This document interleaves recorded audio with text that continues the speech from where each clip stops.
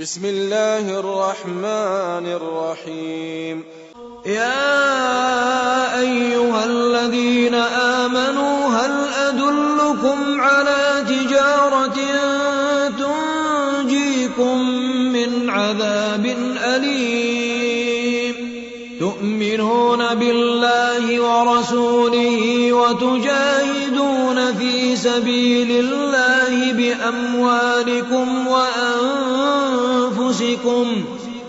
ذلكم خير لكم إن كنتم تعلمون يغفر لكم ذنوبكم ويدخلكم جنات تجري من تحتها الأنهار ومساكن طيبة في جنات عدن ذلك الفوز العظيم ولا تموتن إلا وأنتم مسلمون يا أيها الناس اتقوا ربكم الذي خلقكم من نفس واحدة وخلق منها زوجها وبث منهما رجالا كثيرا ونساء واتقوا الله الذي تساءلون به والأرحام إن الله كان عليكم رقيبا يا أيها الذين آمنوا اتقوا الله وقولوا قولا سديدا يصلح لكم أعمالكم ويغفر لكم ذنوبكم ومن يطع الله ورسوله فقد فاز فوزا عظيما أما بعد فإن خير الحديث كتاب الله وخير الهدي هدي محمد صلى الله عليه وسلم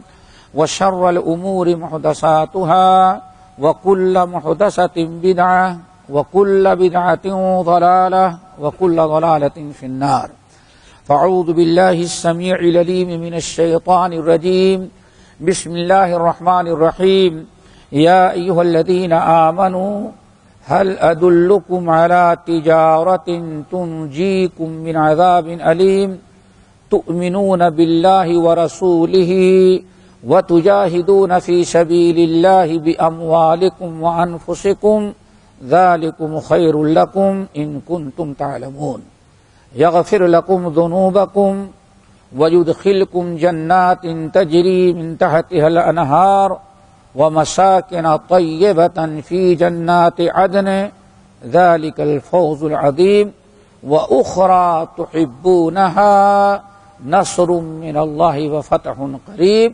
وبشر المؤمنین۔ محترم سامعین، ہم نے آپ حضرات کے سامنے سورۃ الصف کی یہ چند آیات پڑھی ہیں،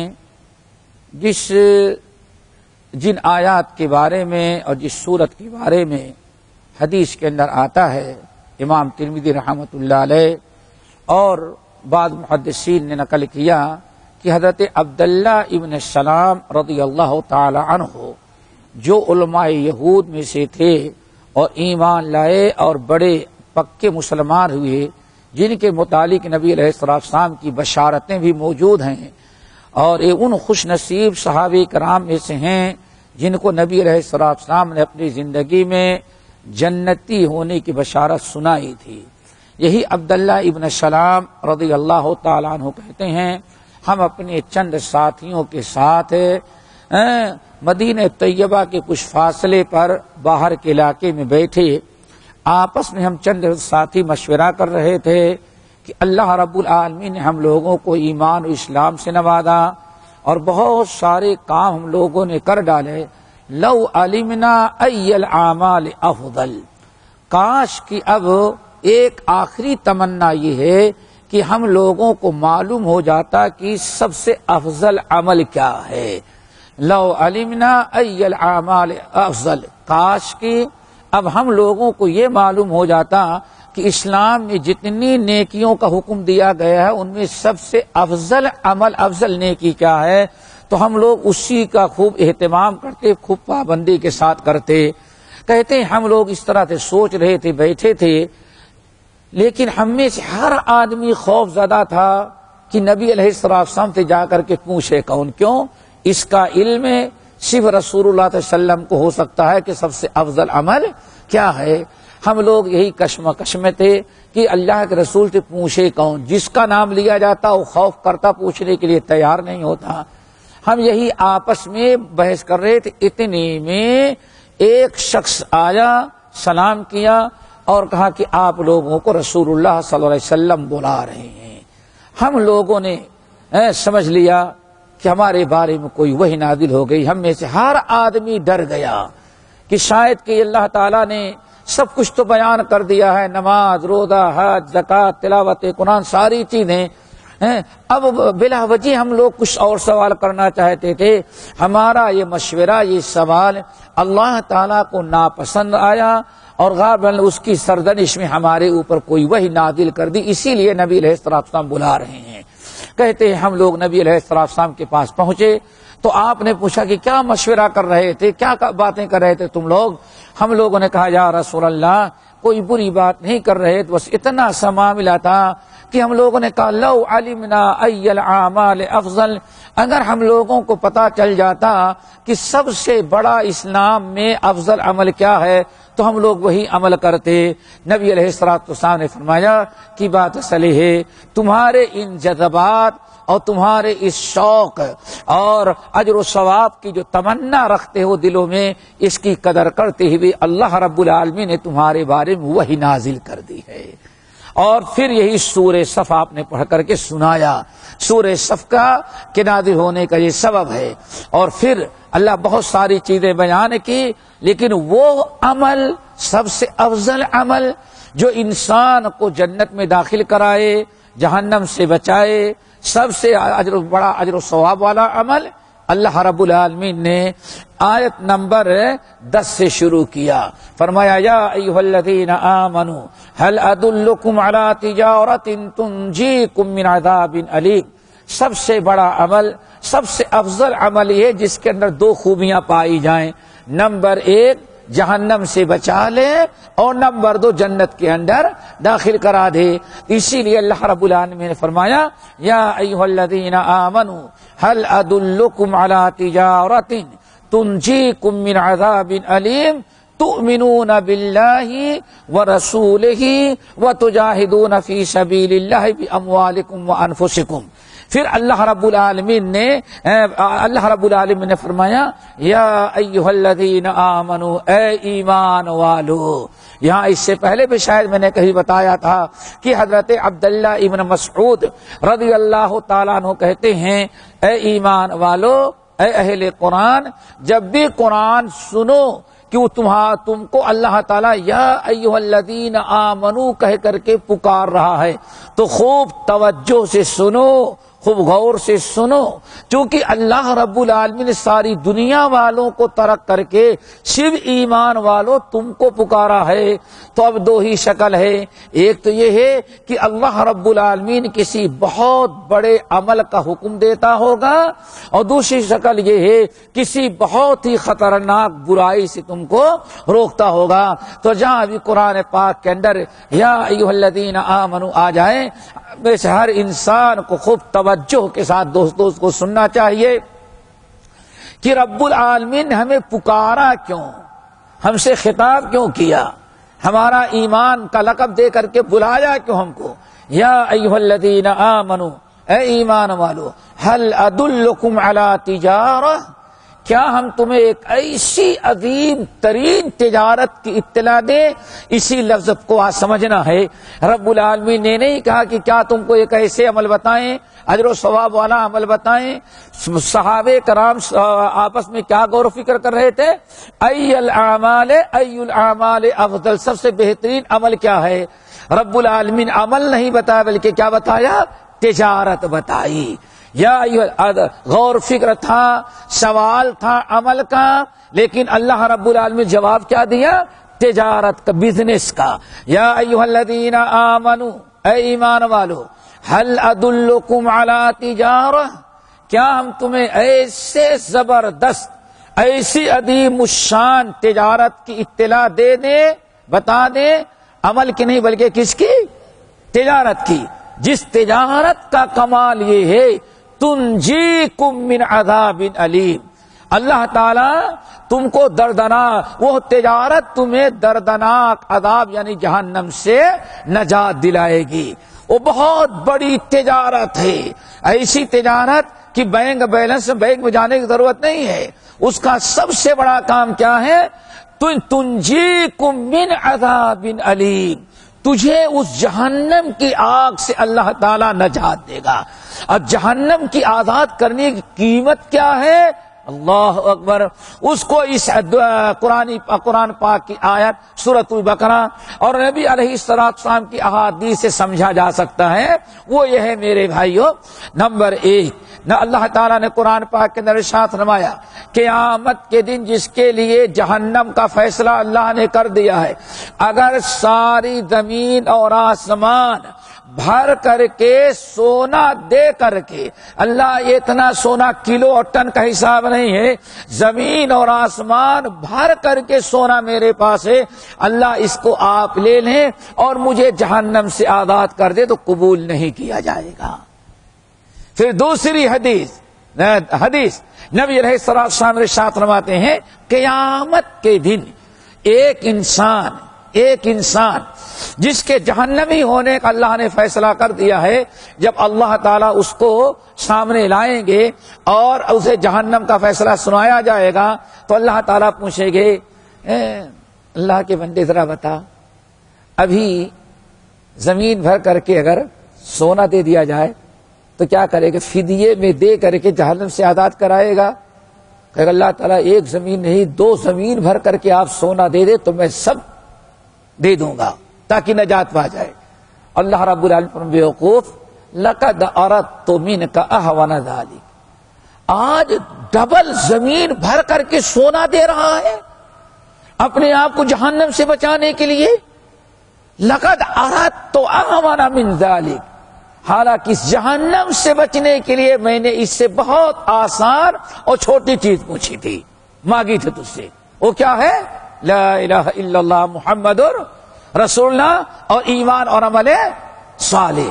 تو ضرورت اس بات کی. پھر اللہ اکبر، اللہ رب العالمین نے قرآن پاک کے اندر ارشاد فرمایا کہ انسان قیامت کے دن حشر کے میدان میں اولاد، بیوی، بچے، اہل و عیال، بھائی بہن، عزیز و اقارب، ومن فی الارض جمیعا، زمین کے سارے انسانوں کو بھی اپنی جگہ جہنم میں دے کر کے اپنے آپ کو آزاد کرانا چاہے تو اللہ نے بیان فرمایا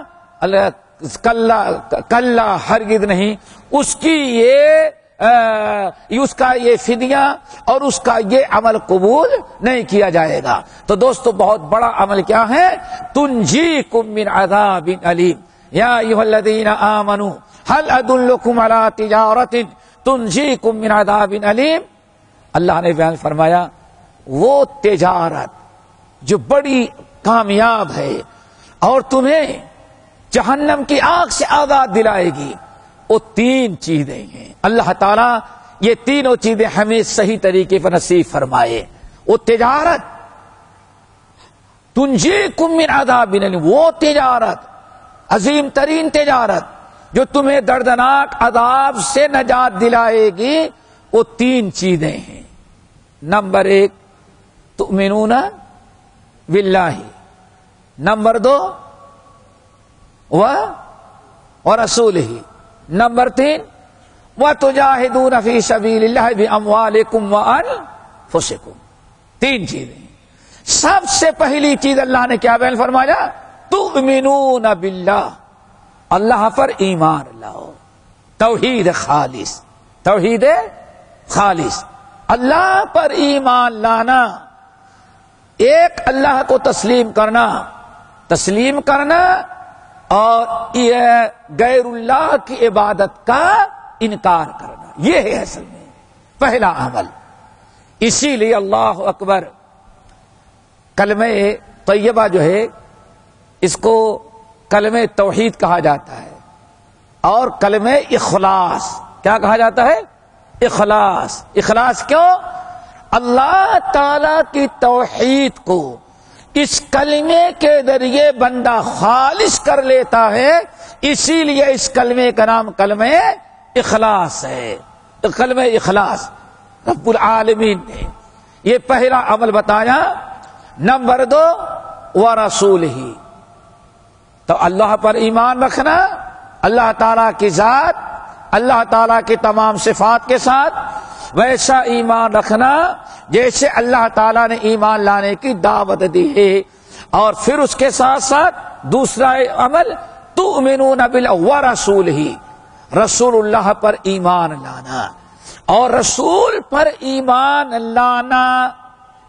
لانا اس وقت تک یہ تنجیکم من عذاب علیم نہیں ہوگا جب تک کہ ایمان بالرسول کے ساتھ اتباع رسول نہ پیدا ہو جائے۔ چنانچہ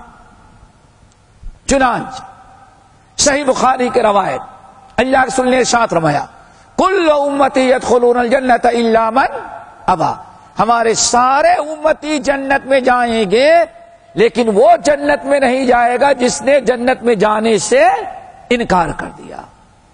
قیل یا رسول اللہ، صحابہ کرام نے کہا یا رسول اللہ وہ کون سا بدبخت ہے من ابا، جو آپ پر جو جنت میں جانے سے انکار کرے۔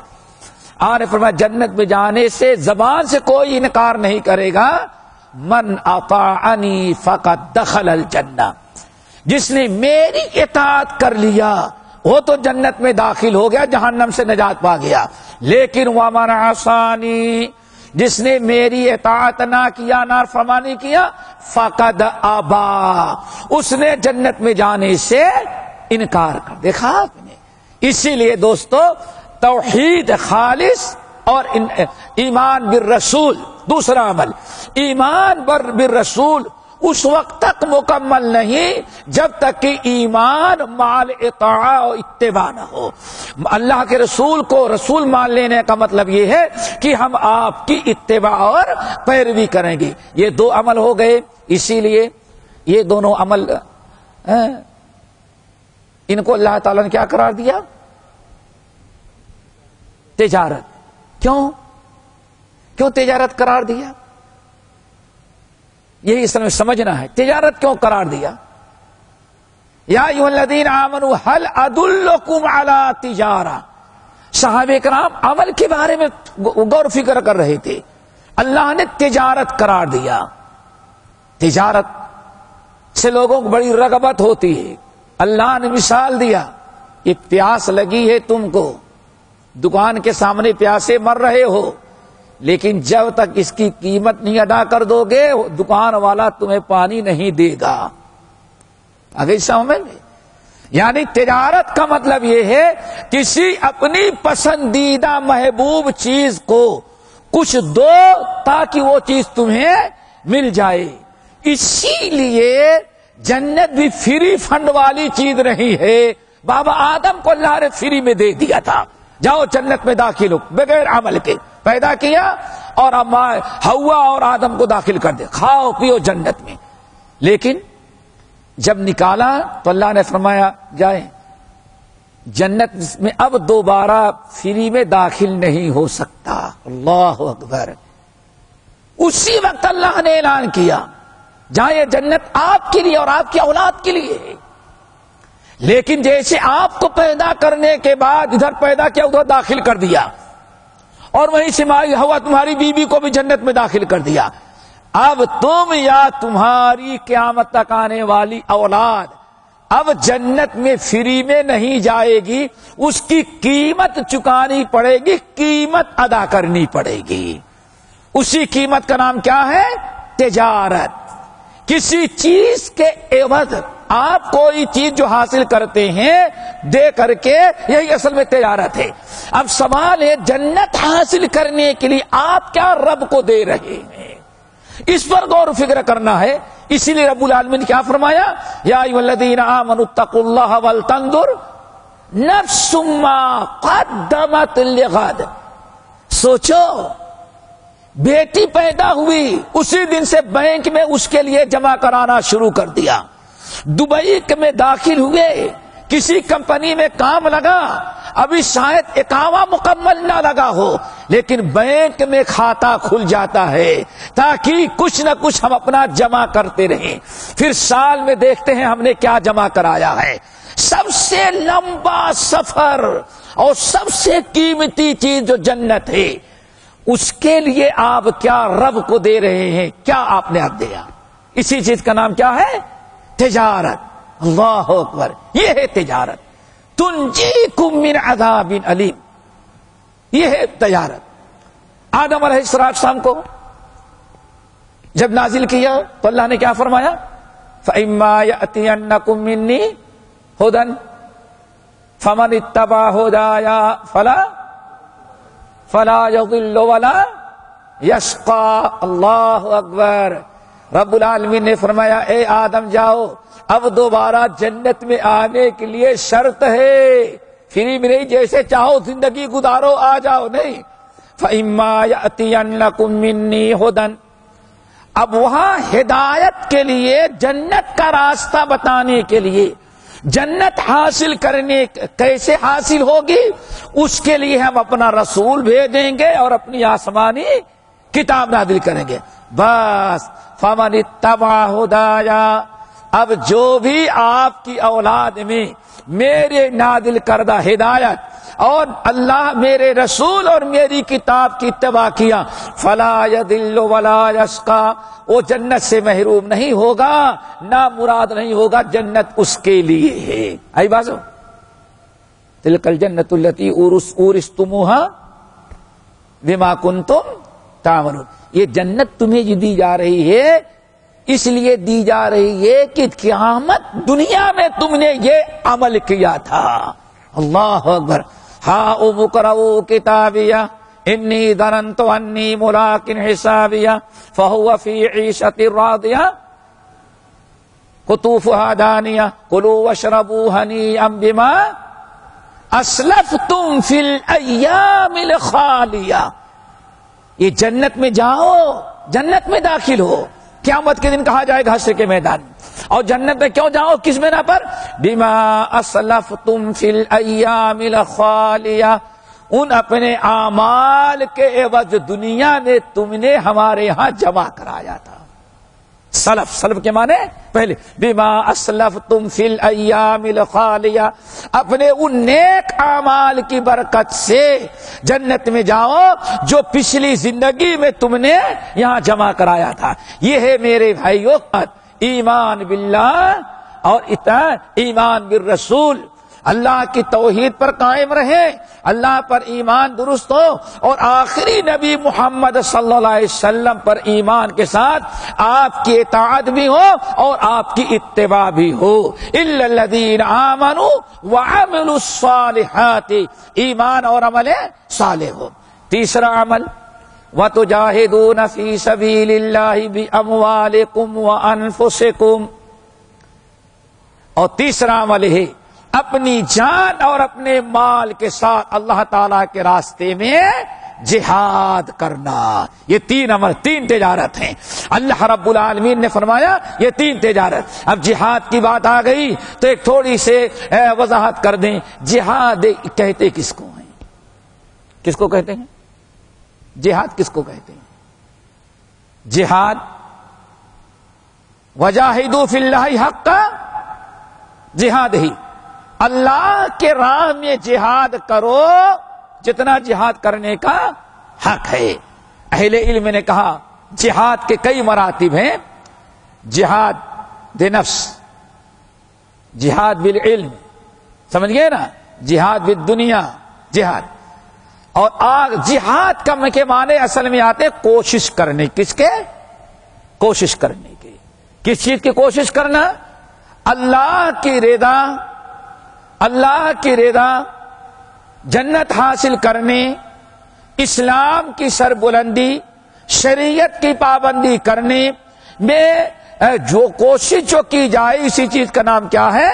جہاد ہے۔ نفس رکاوٹ بنتا ہے شریعت کی پابندی میں، نفس سے جہاد کرنے کو جہاد اکبر کہا گیا۔ علم کے ذریعے باطل کو مٹایا جا سکتا ہے، کفر کو، شرک کو، نفاق کو، باطل کو سب سے زیادہ کس کے ذریعے مٹایا جا سکتا ہے؟ علم کے ذریعے۔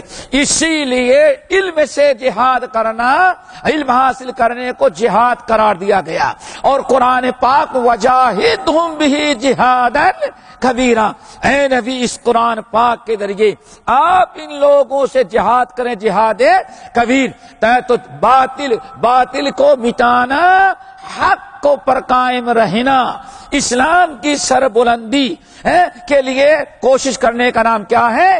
جہاد۔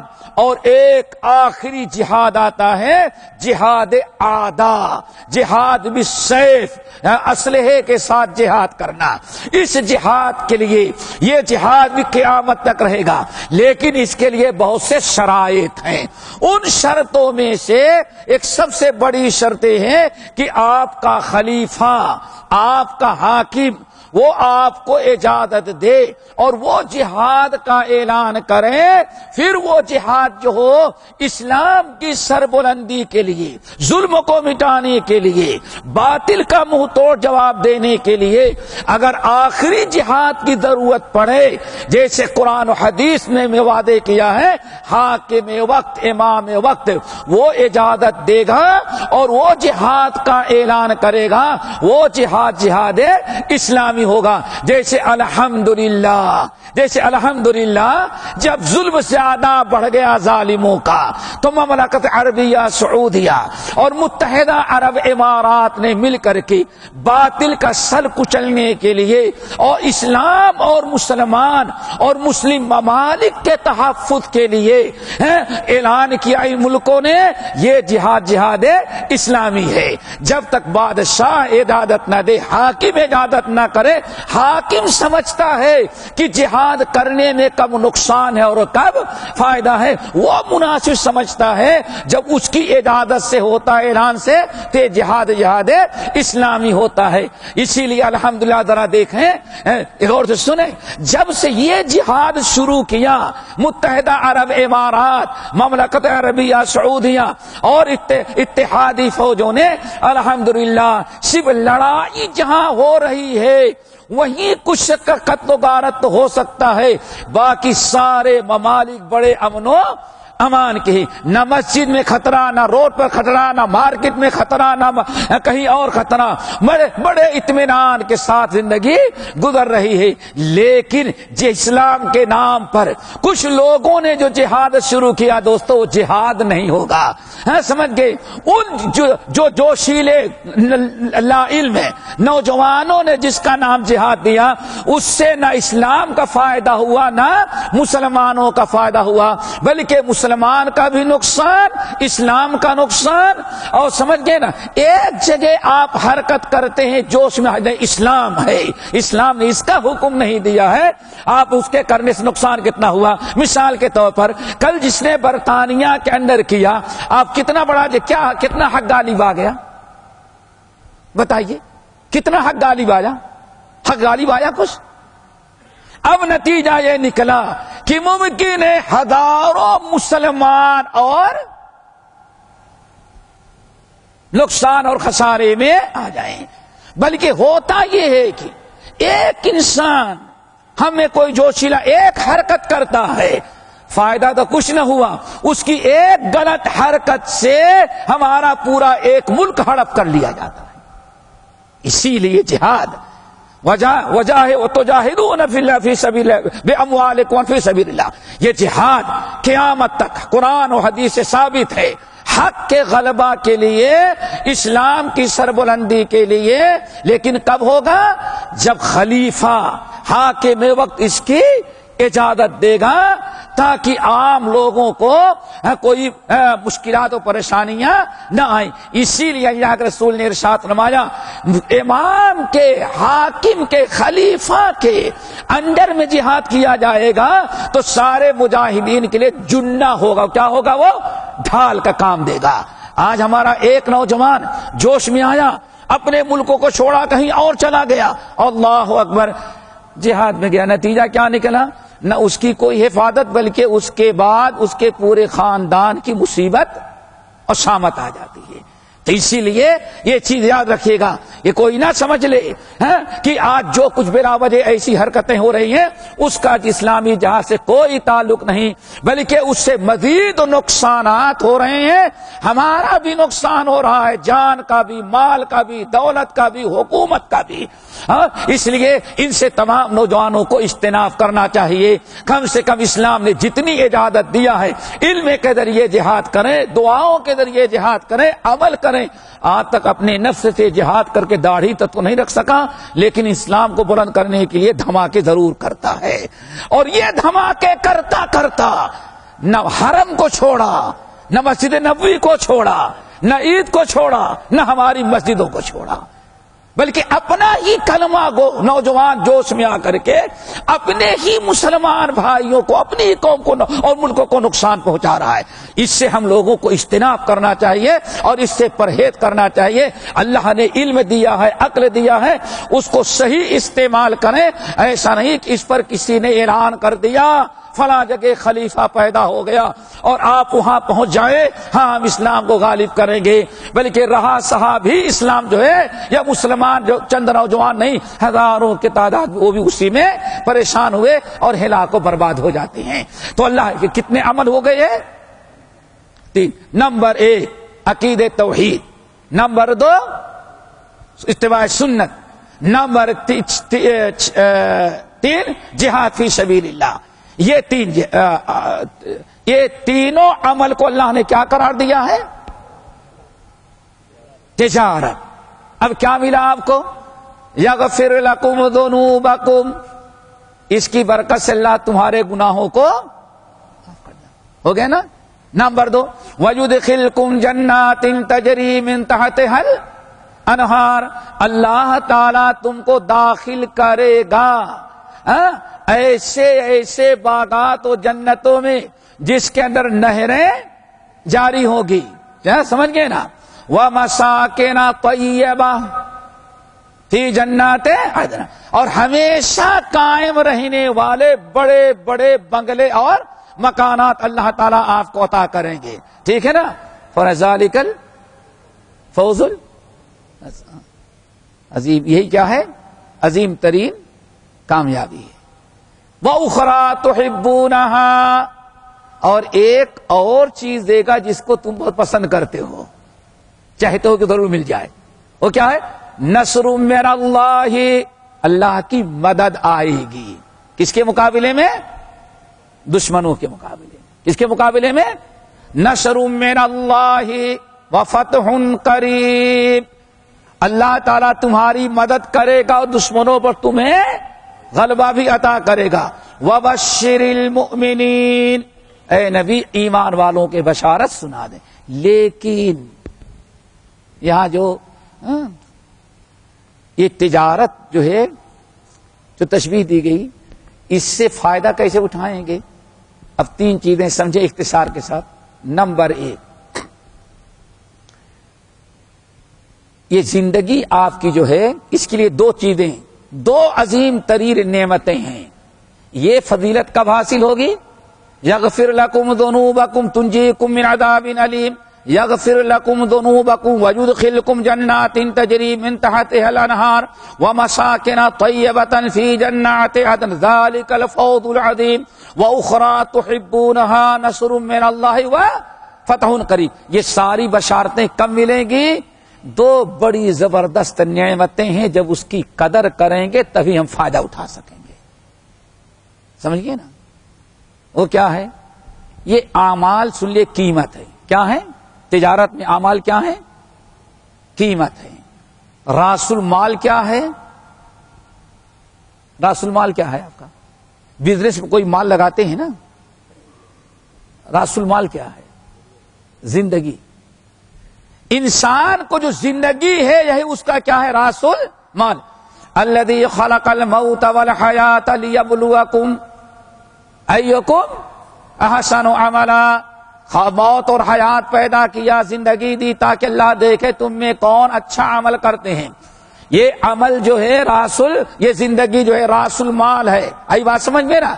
اب یہ اپنا راس المال آپ کے پاس 1 لاکھ یا 1 کروڑ راس المال ہے.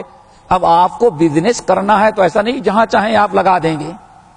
ایک عقل مند انسان مہینوں کسی کے انہوں نے ہمارے ساتھ کرنا ہے, ہر اعتبار سے ان کی وہ تحقیق کرے گا. معتبر ہے آدمی, غیر معتبر ہے, فرادی تو نہیں ہے, بھاگنے والا تو نہیں ہے, سچا ہے, ایماندار ہے کہ نہیں ہے. سینکڑوں آدمی سے ان کے بارے میں پوچھے گا. سمجھ گئے نا؟ جب 100% یقین ہو جائے گا ہاں یہ معتبر ہے, پھر اپنا مال وہاں لگائے گا. اب مال لگائے گا, اب ممکن ہے اس کا بزنس کامیاب ہو. زندگی آپ کا یہ راس المال ہے. زندگی آپ کہاں صرف کر رہے ہیں وہی اصل میں مین چیز ہے. صبح سے شام تک, صبح سے شام تک اور شام سے صبح تک آپ کی یہ زندگی جو ہے, جو 24 گھنٹے بزنس کے لیے ہے, یہ زندگی میں آپ نے کون سا بزنس اس تجارت کے لیے کون سی تجارت کیا؟ تنجیکم من عذاب علیم والی تجارت آپ نے کتنا کیا؟ اس پر غور کرنا ہے.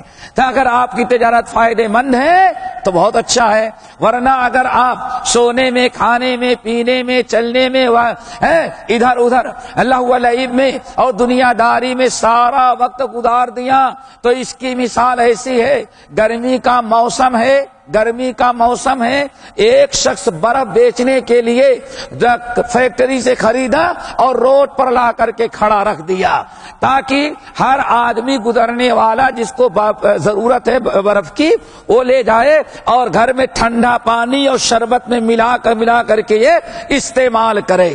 وہ بیوقوف راس المال خرچ کر دیا, سامان لایا روڈ پر رکھا اور باہر جا کے بادو میں بیٹھ کر کے لوگوں کے ساتھ پتے کھیل رہا تھا, پورا برف جو ہے پگھل گیا. مثال سمجھ آئی نا؟ بیچا نہیں, بزنس نہیں کیا, بلکہ کیا کیا؟ وہ کھیل رہا تھا اور دھوپ میں برف پگھلتی ہوئی. اب آیا اس وقت جب پوری برف پگھل کر کے پانی ہو کے ضائع ہو چکی تھی. اب وہ انسان کون سا فائدہ اٹھایا اپنے بزنس میں؟ یہ زندگی کہیں ایسا نہ ہو اسی برف بیچنے والے کی طرح آپ کی کھیل میں, کود میں, لہو و لعب میں, لایانی چیزوں میں صبح شام ایسے گزر جائیں اور ملک الموت آ جائے تو پتا چلا کہ ہم نے تو کچھ کیا ہی نہیں. یا لیتنی قدمت لحیاتی, یا لیتنی قدمت لحیاتی. اب موت آ گئی, اب دیکھا برف کے مانند اس کی زندگی پگھل گئی, ختم ہو چکی ہے, اب بالکل خالی ہاتھ ہے. تو کیا کہتا ہے؟ یا لیتنی قدمت لحیاتی, کاش کی زندگی میں کچھ نیک عمل کر لیے ہوتے. اب انسان افسوس کر رہا ہے لیکن اس وقت کا افسوس کیا ہوا کام نہیں آتا. اسی لیے نبی علیہ السلام نے ارشاد فرمایا, یا آپ یوں سمجھے, اس راس المال سے, اس زندگی سے یا اس تجارت کو, وہ تجارت جو جہنم سے نجات دلانے والی, جنت کی وارث بنانے والی ہے, وہ اس تجارت کو صحیح کامیاب بنانے کے لیے 2 نعمتیں اللہ تعالیٰ دیا ہے. وہی نعمت جو اسی نعمت کے ذریعے سے انسان اپنی کامیابی حاصل کر لیتا ہے. نمبر 1 صحت اور نمبر 2 فرصت. صحت اور فرصت. اللہ کے رسول نے کیا فرمایا؟ نعمتان مغبون فیہما کثیر من الناس. اے لوگوں, 2 عظیم ترین نعمتیں ہیں لیکن اس کے اندر لوگ بڑا خسارہ اٹھا جاتے ہیں. کیا مطلب ہے؟ ضائع ہو جاتے. ایک تو صحت ہے اور دوسرے انسان کو فرصت ہے. آپ کو ماشاء اللہ یہ ہمارے بھائی ڈیوٹی کرتے ہیں, مثال دیتے ہیں کیسے ہماری فرصت کہاں ضائع ہو رہی ہے. ان کو ماشاء اللہ ان کی ڈیوٹی ہے 7 بجے, کام کرتے ہیں 40 کلومیٹر دور. تو ہو سکتا ہے کہ تہجد کے وقت فجر سے کے پہلے اٹھیں گے, تیار ہوں گے, پھر بیچارہ جائے گا. ٹھیک ہے نا؟ لیکن یہ بزی ہے, مشغول ہے. اس بیچارے کو فجر کی نماز بھی باجماعت پڑھنے کا موقع. اور ایک انسان ہے ماشاءاللہ, یہ ان کی ڈیوٹی 10 بجے شروع ہوتی ہے. ماشاءاللہ انہوں نے کیا کیا؟ یہ فرصت جو فجر کے بعد سے لے کر کے 9:30 بجے تک ہے، یہ صرف سونے میں ضائع کر دی رہے، یہ ہے فرصت کو ضائع کیا۔ اسی اللہ کے رسول نے ارشاد فرمایا نعمتان مغبون فیہما کثیر من الناس، دو عظیم ترین نعمتیں ہیں، لیکن اکثر لوگ اس میں ویسے ہی خسارہ اٹھاتے ہیں جیسے انسان اپنا راس المال ضائع کر دے۔ تاجر اپنی تجارت میں جیسے نقصان اٹھایا، سارا مال ختم ہو گیا، ایسے ہی ان دونوں نعمتوں کو لوگ ضائع کر دیتے ہیں۔ ایک تو کیا ہے؟ صحت، تندرستی، ماشاءاللہ تندرستی، ابھی آپ صحت مند ہیں، آنکھیں تندرست، پیر تندرست، جسم پورا تندرست، 1 کلومیٹر بھی مسجد ہو تو باجماعت نماز کے لیے آ جاتے ہیں۔ آپ نے جب تک صحت دی تھی تب تک تو کوئی توجہ نہ کیے، صحت چھن گئی تو اب کتنا بھی افسوس کریں، لیکن ایک نماز کا 27 یا 25 گنا ثواب ملنے والا نہیں ہے، ضائع کیا۔ اسی طرح سے فرصت کا معاملہ ہے، ایک انسان، آپ کو اللہ تعالیٰ نے فرصت دی ہے، آپ فجر کے بعد سے 9:30 بجے تک گھر میں رہتے ہیں، آپ چاہتے ہیں تو قرآن کی تلاوت کرتے، چاہتے تو اشراق کی نماز پڑھتے، چاہتے تو عبادت کرتے، کہ دینی کتابوں کو مطالعہ کرتے، کتنا اجر و ثواب آپ 2.5-3 گھنٹے میں حاصل کر لیتے، لیکن سب آپ نے بستر پر غفلت میں ضائع کر دیا۔ میرے بھائیو، اللہ رسول نے ارشاد فرمایا نعمتان مغبون فیہما کثیر من الناس الصحت والفراغ، یہ جو ہم بزنس کر رہے ہیں، جو تجارت تنجیکم من عذاب علیم ہے، اس تجارت سے فائدہ اٹھانے کے لیے 2 قابل قدر اور عظیم نعمتیں ہیں، ایک تو صحت، دوسری فرصت۔ اللہ تعالی ہمیں ان دونوں نعمتوں کو صحیح طریقے سے استعمال کرنے کی توفیق نصیب فرمائے، اپنی عبادت میں، اپنی اطاعت میں، اپنا فرمانبرداری میں، نیک کاموں میں، اور جس سے جو تجارت ہے، وہ جو بزنس ہمارا ہے، نیکیاں اکٹھا کرنے کا، رب کے سامنے کی عبادت، اطاعت، فرما برداری، صدقہ خیرات دے کر کے اجر و ثواب حاصل کرنا، اللہ تعالیٰ اس میں کامیاب بنائے۔ باقی انشاءاللہ اگلے ہفتے اقول قولی ھذا واستغفر اللہ من کل ذنب واتوب الیہ، سبحانک اللہم وبحمدک، اشہد ان لا الہ الا انت، استغفرک واتوب الیک۔